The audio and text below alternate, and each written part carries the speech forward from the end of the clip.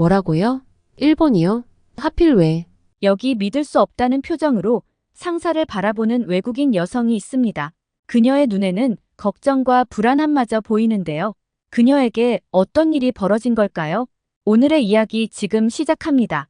안녕하세요. 저는 에밀리 존슨입니다. 28살의 미국인으로 실리콘밸리 출신 IT 마케팅 전문가예요. 글로벌 IT 기업에서 일하고 있죠. 제 인생의 터닝포인트는 5년 전 한국지사로 자원해서 가게 된 것이에요. 사실 처음 한국행을 결정했을 때 주변에서는 걱정이 많았어요. 에밀리, 넌 김치도 못 먹잖아.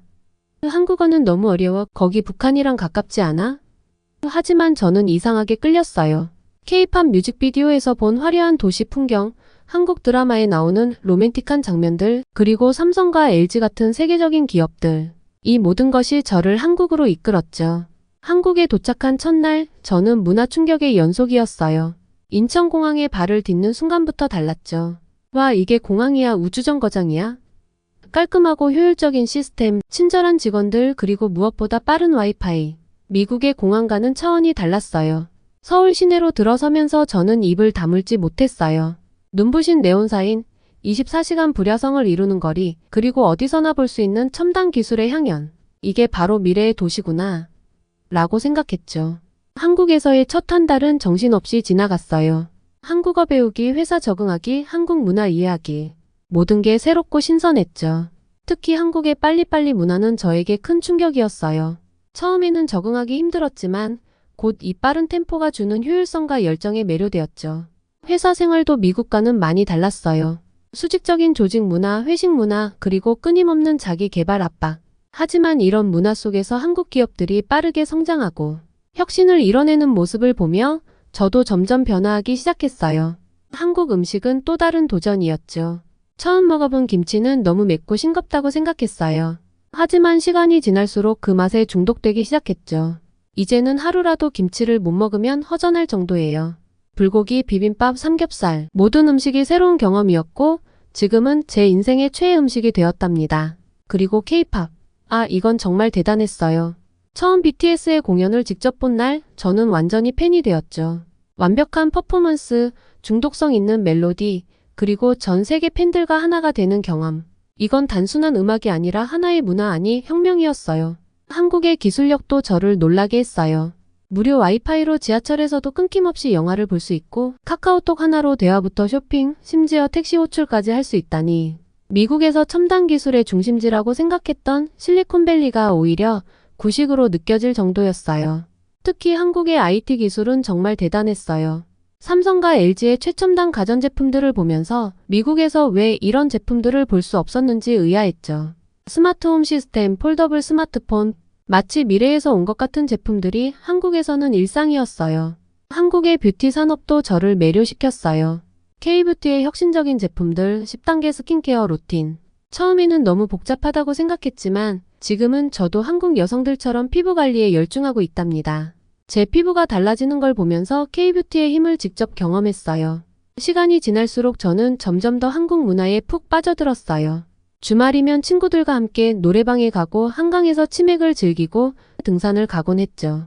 이런 생활이 너무 즐거워서 어느새 제 인생의 새로운 챕터가 시작됐다는 걸 느꼈어요. 5년이 흐른 지금 저는 한국어로 유창하게 대화할 수 있고 한국 문화와 기술에 대해 누구보다 자부심을 가지게 되었어요. 한국은 제 제2의 고향이 되었고 이곳에서의 경험은 제 인생에서 가장 소중한 보물이 되었죠. 그런데 어느 날 갑자기 회사에서 저를 일본 지사로 발령내겠다고 하더라고요. 처음에는 큰 충격을 받았어요. 제가 한국을 떠나야 한다고요? 한국에서의 모든 것들, 사랑하는 친구들, 맛있는 음식들, 편리한 생활. 이 모든 것을 뒤로하고 떠나야 한다는 생각에 눈물이 났어요. 더군다나 그때 뉴스에서 일본의 난카이 대지진 가능성에 대한 보도를 봤어요. 한국의 타너 스님이라는 분이 일본의 대재앙을 예언했다는 소식도 들었고요. 스님의 예언이 과거에도 여러 번 적중했다고 하더라고요. 특히 일본 대지진을 정확히 예측했다는 이야기를 듣고 정말 놀랐죠. 게다가 스님은 일본 열도의 상당 부분이 바다에 잠길 것이라고 예언했대요. 이런 재앙이 일본의 과거 행위에 대한 인과응보라고 하셨다는 거예요. 이 이야기를 들으며 한국과 일본의 복잡한 역사, 그리고 한국이 얼마나 대단한 나라인지 다시 한번 생각하게 됐어요. 한국의 뛰어난 재난 대응 시스템과 비교하면 일본이 과연 큰 지진에 제대로 대비할 수 있을지 의문이 들었어요. 한국에서 경험한 첨단 기술과 효율적인 시스템을 생각하면 일본으로 가는 게 마치 과거로 돌아가는 것 같은 기분이 들었죠. 떠나기 전날 친구들과 함께 마지막 회식을 했어요. 소주를 마시며 지난 5년을 되돌아보니 감회가 정말 새로웠어요. 한국에서의 시간들이 주마등처럼 스쳐 지나갔죠. 첫 회식에서 실수로 소주를 물처럼 마셨던 일, 처음으로 노래방에서 한국 노래를 불렀을 때의 뿌듯함, 치맥의 매력에 빠져 매주 한강을 찾았던 일. 이 모든 것들이 지금의 저를 만들어 주었죠. 한국을 떠나는 건 정말 아쉽지만 일본에서의 새로운 모험이 기대되기도 했어요. 과연 일본은 어떤 모습일까?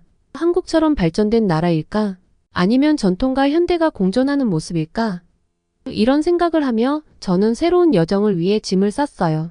비행기에 오르며 마지막으로 한국 땅을 바라봤어요. 눈물이 왈칵 쏟아졌죠. 일본으로 향하는 비행기 안에서 저는 한국에 대한 그리움과 일본에서 겪게 될 불편함에 대한 걱정으로 가득 찼어요. 하지만 한 가지 확실한 건 제가 경험한 한국의 우수성을 어디에서든 자랑스럽게 얘기할 거라는 점이에요. 일본 나리타 공항에 발을 딛는 순간 저는 이상한 기분이 들었어요. 마치 타임머신을 타고 과거로 온 것 같은 느낌이었죠.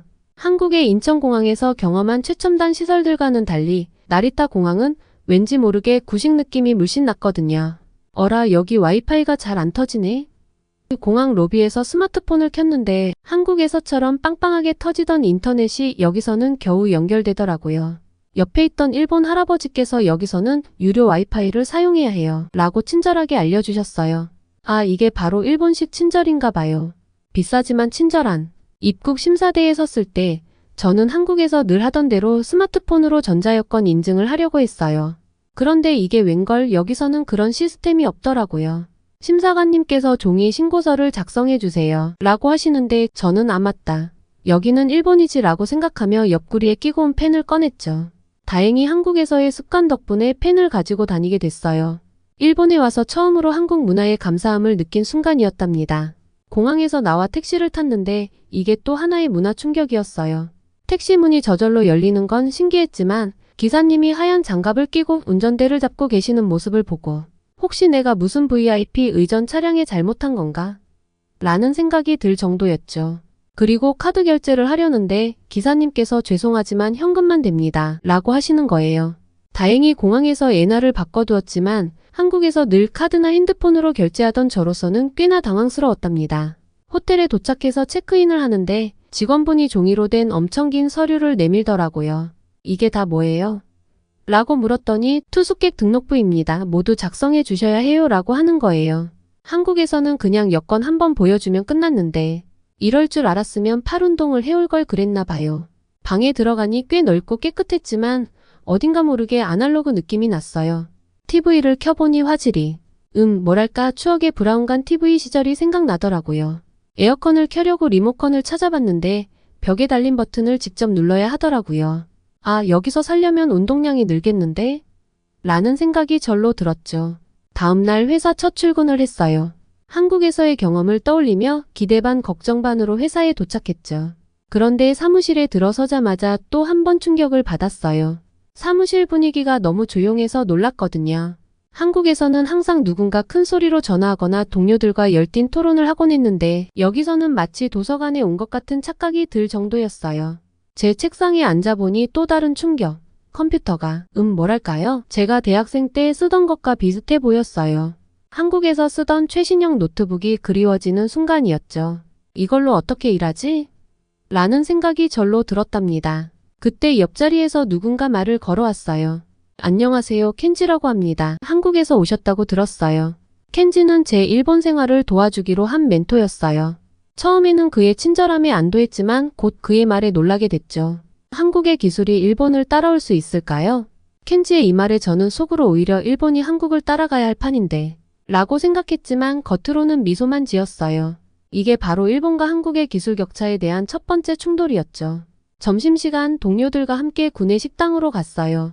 한국에서는 보통 다 같이 수다 떨며 시끌벅적하게 먹었는데 여기서는 모두 조용히 각자 도시락을 먹더라고요. 저는 습관적으로 맛있다 를 외쳤다가 모든 사람의 시선을 한 몸에 받았어요. 그 순간 저는 한국에서의 활기찬 회식이 그리워졌답니다. 오후에는 첫 회의가 있었어요. 한국에서는 보통 회의실에 모여 활발하게 의견을 주고받았는데 여기서는 달랐어요. 모두가 차례대로 돌아가며 의견을 말하고 누군가 말할 때는 절대 끼어들지 않더라고요. 저는 습관적으로 저는 이렇게 생각하는데요. 하고 불쑥 의견을 냈다가 또 한 번 모든 사람의 주목을 받았답니다. 회의가 끝나고 켄지가 저를 불렀어요. 에밀리 씨, 우리나라에서는 순서를 지키는 게 매우 중요합니다. 저는 속으로 한국에서의 자유로운 토론은 여기서 통하지 않는구나 라고 생각했죠. 그날 저녁 켄지가 저를 데리고 일본식 이자카야에 갔어요. 한국의 포차와 비슷하지만 뭔가 분위기가 달랐죠.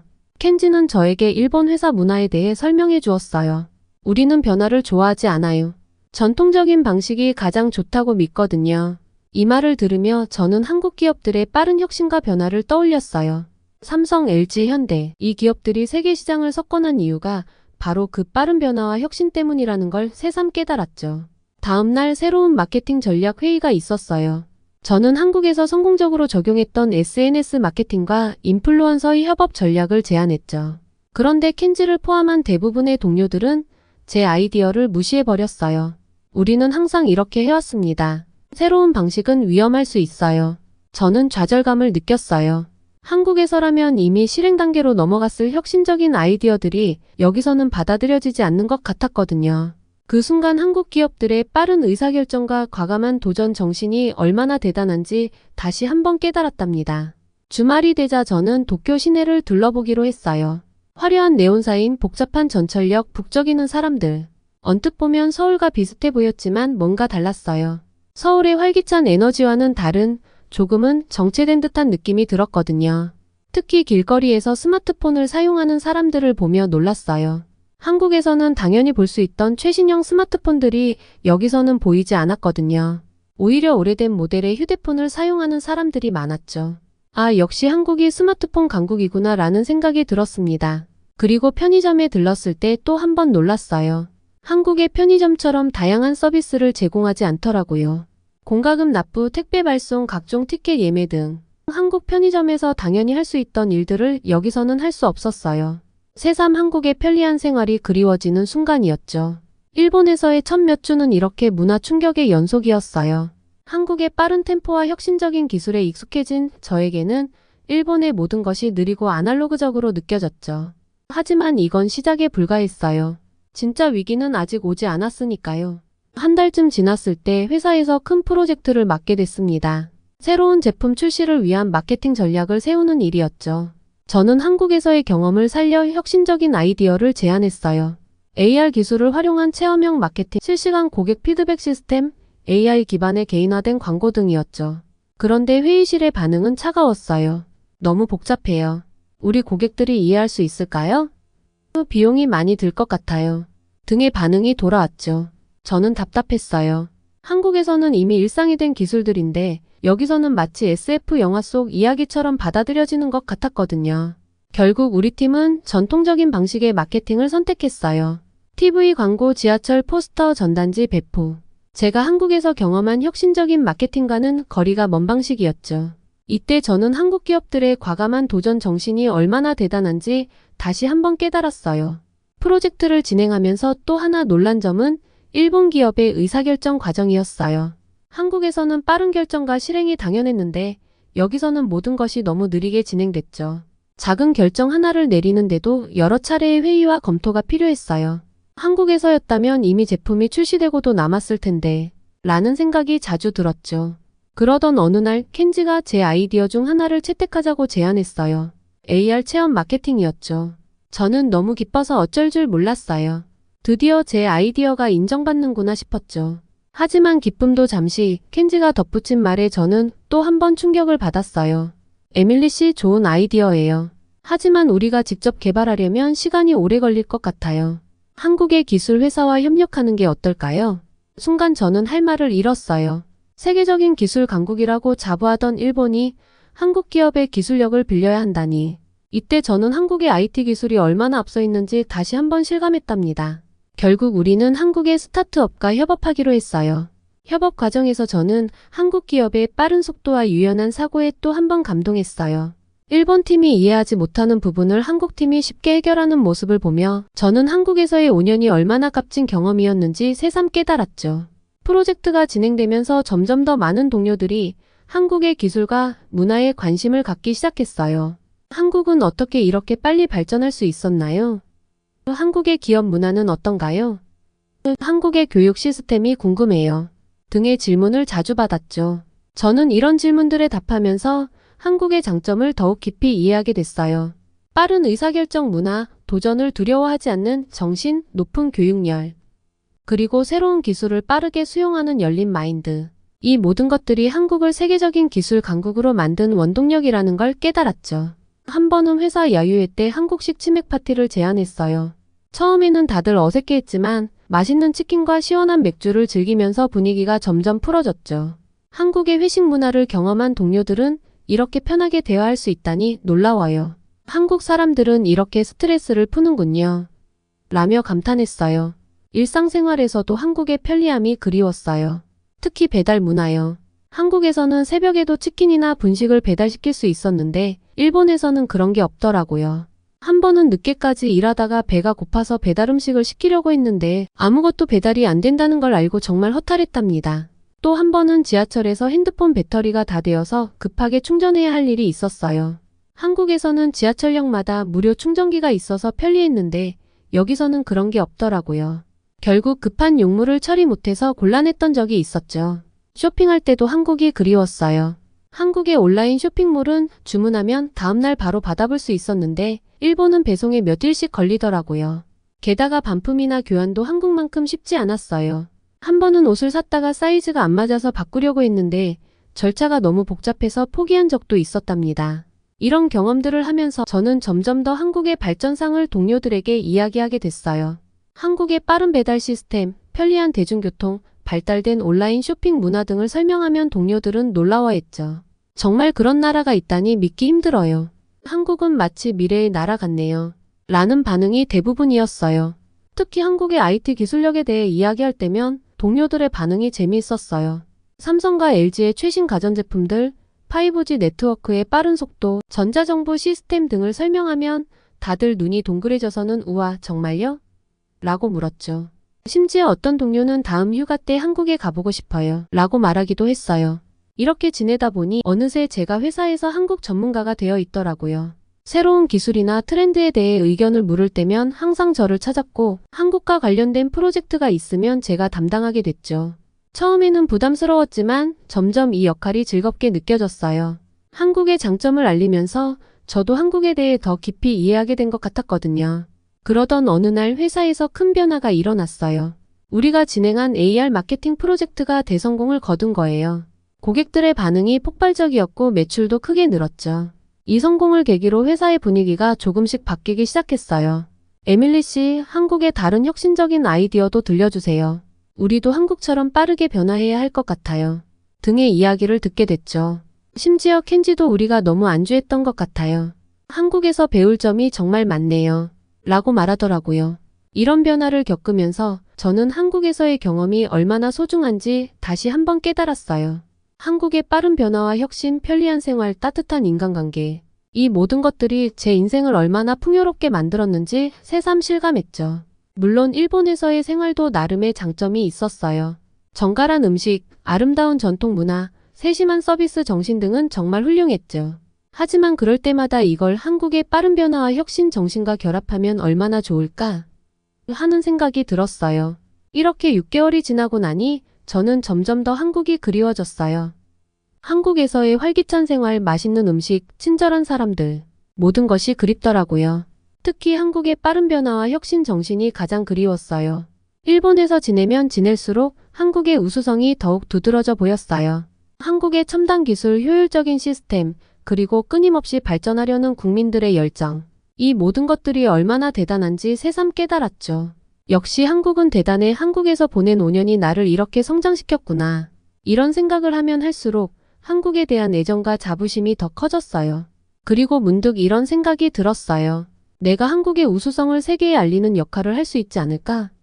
한국의 뛰어난 시스템과 문화를 더 많은 사람들에게 소개하면 세계가 더 나은 방향으로 발전할 수 있을 것 같았거든요. 이런 생각을 하며 저는 새로운 목표를 세웠어요. 언젠가 한국으로 돌아가 제가 경험한 한국의 우수성을 전 세계에 알리는 것. 그리고 한국의 혁신적인 아이디어와 시스템을 다른 나라들에 전파하는 것.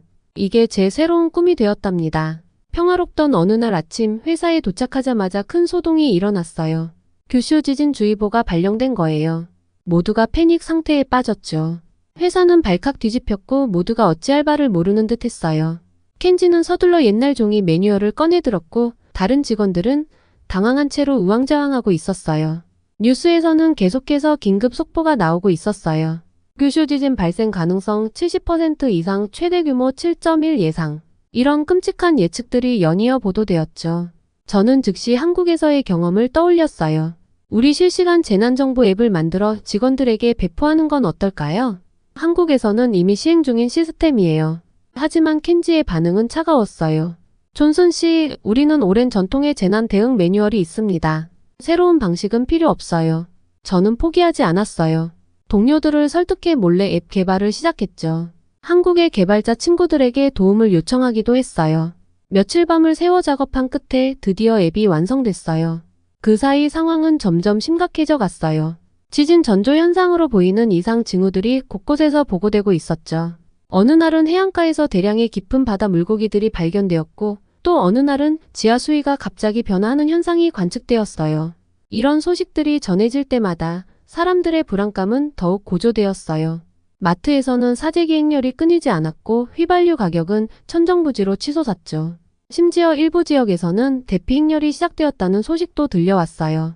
그런데 켄지가 갑자기 역사 이야기를 꺼내더라고요. 일본은 예로부터 자연재해를 극복해온 강인한 민족입니다. 우리의 방식이 최고죠. 외국의 방식을 따를 필요가 없어요. 그의 말에서 제국주의적 사고가 느껴져 충격을 받았어요. 저는 참을 수 없었어요. 켄지 씨의 역사는 중요합니다. 하지만 지금은 현재의 위기에 집중해야 할 때예요. 한국의 재난관리 시스템은 세계적으로 인정받고 있어요. 우리도 배울 점이 있다고 생각해요. 켄지는 못마땅한 표정을 지었지만 더 이상 아무 말도 하지 않았어요. 저는 그 순간 한국의 역사와 발전상을 객관적으로 바라보게 되었고 한국에 대한 자부심이 더욱 커졌답니다. 그 와중에 회사의 대응은 여전히 느렸어요. 직원들에게 종이로 된 대피 안내문을 나눠주고 전화로 일일이 연락을 취하려 하더라고요. 저는 한국에서 경험한 신속하고 효율적인 재난 대응 시스템이 그리워졌어요. 이렇게 해서는 안 돼요. 저는 용기를 내어 회의실 앞에 섰어요. 우리가 만든 앱을 사용하면 실시간으로 정보를 공유하고 더 빠르게 대응할 수 있어요. 한번 시도해 보는 게 어떨까요? 처음에는 대부분의 직원들이 의심의 눈초리를 보냈어요. 하지만 몇몇 젊은 직원들이 관심을 보이기 시작했죠. 에밀리 씨 말씀대로 해보는 게 어떨까요? 지금 상황에서는 모든 방법을 시도해봐야 할 것 같아요. 결국 회사는 제 제안을 받아들이기로 했어요. 하지만 켄지를 비롯한 몇몇 고위 임원들은 여전히 불만스러운 표정이었죠. 앱 배포가 시작되자 놀라운 일이 벌어졌어요. 직원들이 실시간으로 정보를 공유하기 시작했고 대피 경로와 안전한 장소에 대한 정보가 빠르게 퍼져나갔어요. 심지어 회사 밖의 사람들까지 이 앱을 사용하기 시작했죠. 그리고 운명의 날이 왔습니다. 규슈 지역에서 규모 7.0의 대지진이 발생했어요. 도쿄는 순식간에 아비규환이 됐고 회사는 대혼란에 빠졌어요. 건물이 심하게 흔들리기 시작했고 사무실 내 모든 물건들이 바닥으로 떨어졌어요. 창밖으로는 건물들이 무너지는 모습이 보였고 거리는 비명소리로 가득 찼죠. 지진 발생 10분 후 최대 25m 높이의 쓰나미가 해안을 강타했다는 소식이 전해졌어요. 기존의 매뉴얼은 전혀 도움이 되지 않았어요.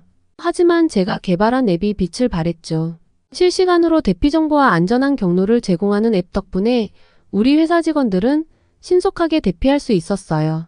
저는 한국에서 배운 IT 기술을 총동원해 효율적인 대피 및 구조 시스템을 구축했어요. 실시간 위치 추적, AI 기반 최적 대피 경로 제한, 재난 상황 실시간 업데이트 등 한국의 첨단 기술을 활용한 시스템이었죠. 이 시스템 덕분에 우리 회사는 다른 회사들보다 빠르고 안전하게 대응할 수 있었어요. 직원들의 안전을 지키는 것은 물론 빠른 업무 복구로 회사의 피해도 최소화할 수 있었죠. 하지만 위기는 여기서 끝나지 않았어요. 대지진 이후 도쿄는 완전히 마비되었고 전기와 수도 공급이 끊겼어요.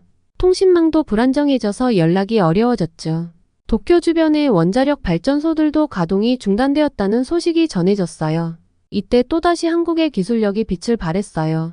한국에서 개발된 이동식 정수 시스템과 휴대용 발전기가 구호품으로 도착한 거예요.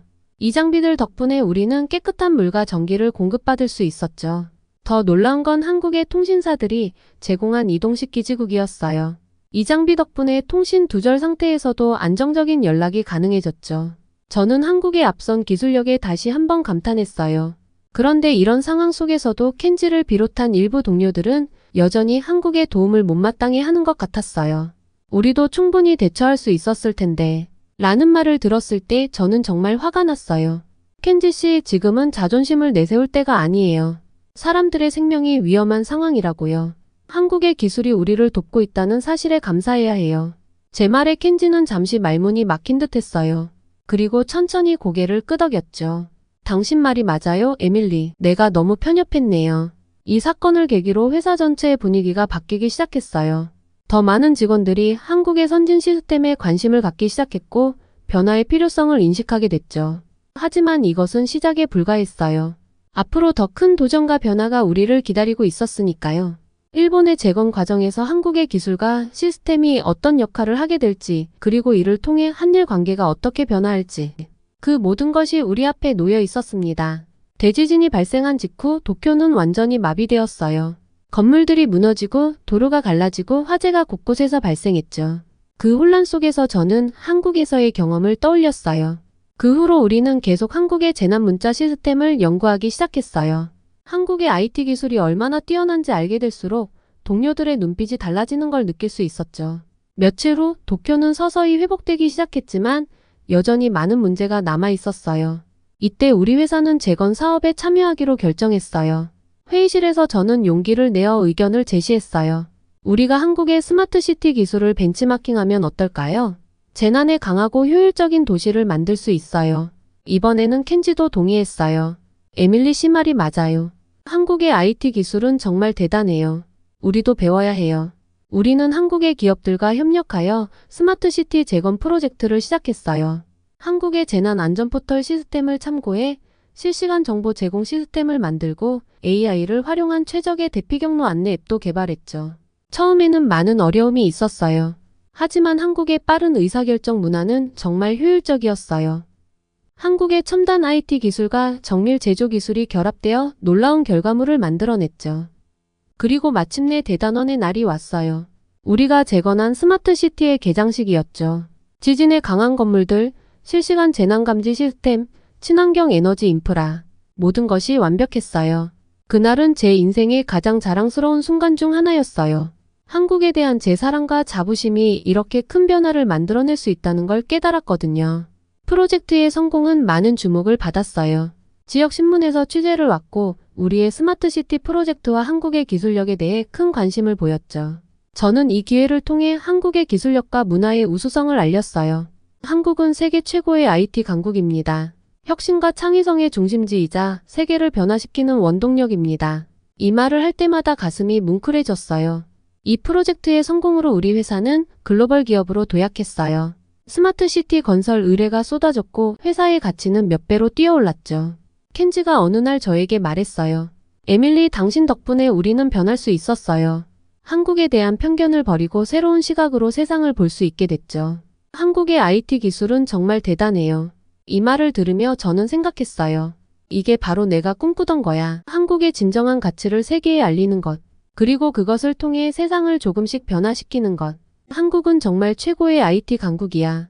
프로젝트가 끝나고 1년 후 저는 다시 한국으로 발령받았어요. 인천공항에 도착하는 순간 마치 타임머신을 타고 미래로 온 것 같았죠. 자동 출입국 심사대를 지나는데 눈 깜빡할 사이에 모든 절차가 끝나더라고요. 일본에서 긴 줄을 서서 기다리던 기억이 무색해졌어요. 서울로 향하는 길에서 느낀 기술의 향연은 정말 놀라웠어요. 지하철에 끊김없는 와이파이, 스마트폰 하나로 모든 걸 해결하는 편리함. 일본에서 현금과 종이 지도를 들고 헤매던 제 모습이 떠올라 절로 웃음이 나왔죠. 일본의 아날로그적인 풍경과는 너무나 대조적이었죠. 회사는 완전히 미래형 사무실로 변해 있었어요. 페이퍼리스 시스템, AI 비서, 심지어 홀로그램 회의실까지. 일본에서 팩스와 도장에 시달리던 기억이 까마득히 멀게 느껴졌어요. 점심시간에 로봇이 서빙하는 구내식당을 보며 일본에서 도시락을 까먹던 제 모습이 떠올라 피식 웃음이 났어요. 기술과 맛있는 음식이 공존하는 이곳이 마치 천국 같았죠. 이런 경험들을 하면서 한국에 대한 애정이 더욱 깊어졌어요.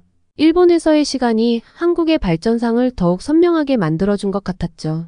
회사에서 글로벌 혁신센터의 책임자 제안을 받았을 때 망설임 없이 수락했어요. 한국의 혁신적인 기술과 문화를 세계에 알리는 것이 제 새로운 사명이 된 거죠. 저는 전 세계를 돌아다니며 한국의 우수성을 알리고 있어요. 한국의 기술력, 문화적 영향력, 그리고 끊임없는 혁신 정신에 대해 이야기할 때마다 자부심이 넘쳐요. 매일 아침 한강공원을 산책하며 하루를 시작하는 제 모습을 보면 가끔 제 자신이 놀라워요. 실리콘밸리 출신인 제가 이제는 한국을 대표하는 혁신 전도사가 되다니 말이에요.